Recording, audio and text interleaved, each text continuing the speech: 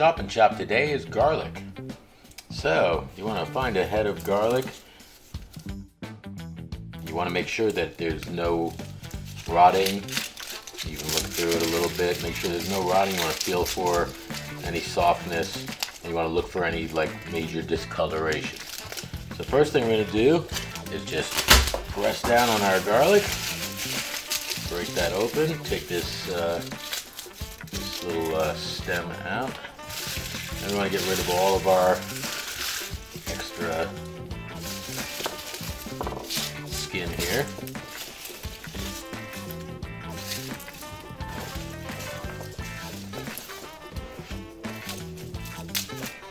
Separate these a little bit. Then we're just going to take the side of our knife and we're going to make sure that you're not hitting down on it with the blade turned up at all. The blade is turned down. The blade is turned downward, and we're going to smash that garlic like that. See? I mean, just the skin will just come right off after that. Just smash it with the side of our knife and the skin comes right off. And this is the little stem. We're gonna cut that off also, the little end there. So each piece we just smash it, and again, make sure this knife isn't turned up a little bit. You're gonna cut yourself. Even if it's flat, sometimes you really want to make sure to just turn it downward. So you hit on the side of it with the base of your palm like this. Okay, and see how this all just comes right off of there.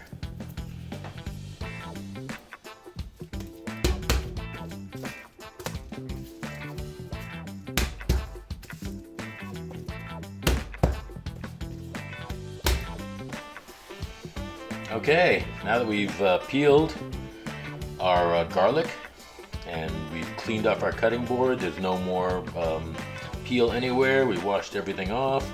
So now we have these little root ends that we're going to just cut off also. Just cut off each root end, each one of these, because that's actually bitter, so you want to just cut it off. We'll go through all of these and cut the ends off. While we're trimming off the ends, you'll also run into little blemishes, little thing here. We just cut that right off also. Get to where it's not rotted anymore. Just cut off the ends. See, look, this other end too. So you just want to look through your garlic and make sure that you got anything that isn't perfect garlic. Okay, now that I've got my garlic all cleaned and all the little bitter ends taken off, we have no more peel anywhere, and our cutting board's nice and clean. We can now start chopping our garlic. So a good way to do this is cut it very thin.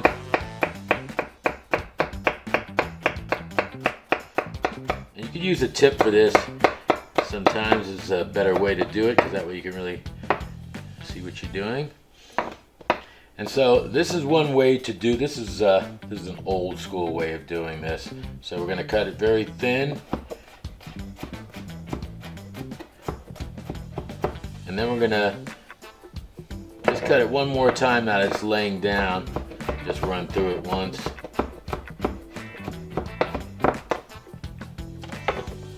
Now I'm gonna take kosher salt. Put this aside. Take kosher salt and put a good amount of kosher salt in here. So that's a decent amount. I mean, that's it's gonna be pretty salty. So this is an old school way of doing this. This is how you make garlic paste. We're gonna use the side of our knife now and smash this down with the side of our knife, dragging it against the cutting board and using the salt as our abrasive. So we're just gonna drag it, pressing on the knife like this. Be careful, don't slide off with the edge. So we just move it back over and smash it again.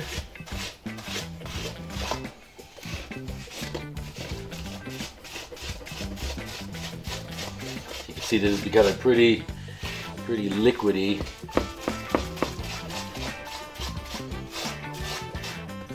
Just dragging it on your cutting board.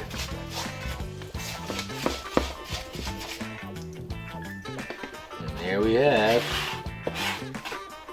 nice garlic paste.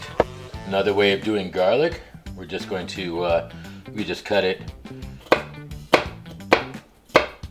one direction, cut it another direction, cut it very thin. Even easier would be to just throw it into a food processor.